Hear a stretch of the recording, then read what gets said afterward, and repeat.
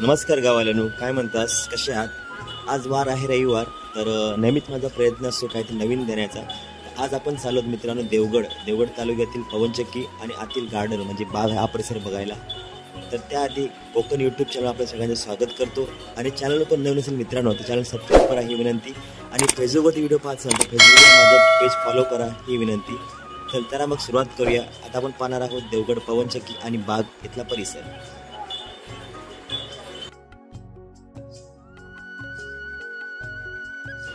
मित्रांनो, आपल्याला देवगड येथे पोहोचायचं असेल तर आपल्याला मुंबई गोवा महामार्ग नांदगाव येथून बरोबर 40 किलोमीटर आत यावं लागतं.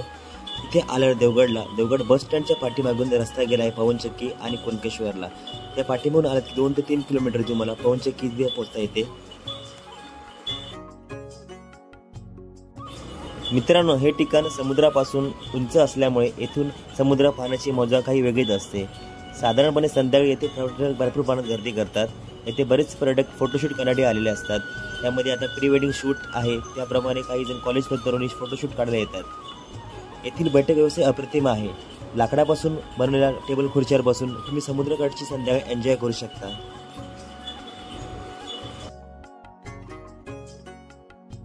मित्रांनो, इथे मुद्दामून येण्याचं कारण ते म्हणजे खास करून समुद्रालगतची बाग आहेत, त्याबरोबर इथलं खास आकर्षण म्हणजे पवनचक्की. मित्रांनो, पवन ऊर्जा ही निसर्गासाठी सर्वात कमी त्रासदायक. हवेशिवाय कोणताही इनपुट नाही व वातावरणात कोणताही गॅस सोडत नाही, त्यामुळे शून्य प्रदूषण. पवनचक्कीचा आयुष्यकाळ हा 20 वर्षाचा असतो. 20 वर्षानंतर पुन्हा त्या ठिकाणी नवीन पवनचक्की उभी करण्यात येते. मित्रांनो मित्रांनो पवनचक्कीला नेहमी 3 पाते असतात. त्याचं मुख्य कारण म्हणजे 360/3 याचं बरोबर 120. यानुसार 2 पात्यामध्ये 120 अंशाचा कोन असतो. तो यासाठी की कोणत्याही स्थितीमध्ये एक पातं हवेच्या ॲक्टिव्ह भागात असतंच.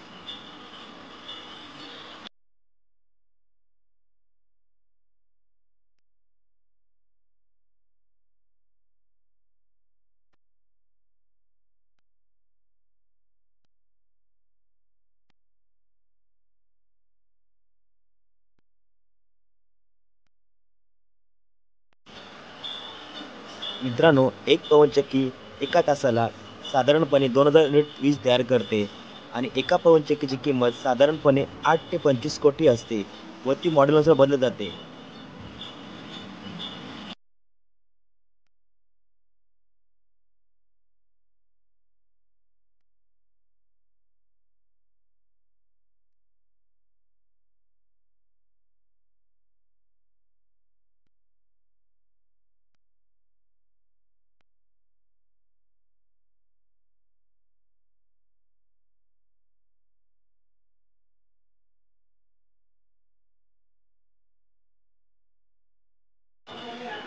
मित्रांनो, आता खरं दुपारची वेळ आहे म्हणून गर्दी फार कमी आहे, ऊन लागते.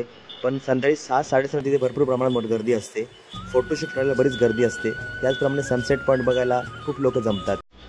आणि खास असं आकर्षण म्हणजे समुद्राच्या काठाला बसून आपल्याला इथं समुद्र एन्जॉय करता येतो.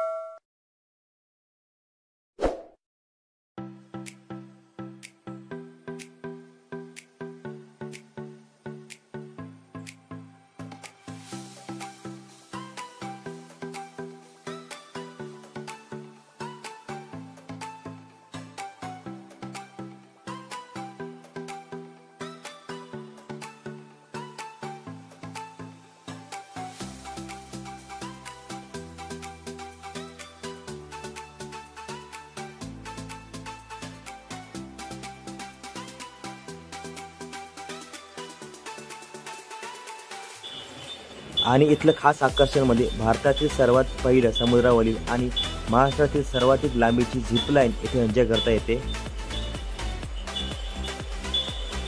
गेट जवळच इथे त्यांचं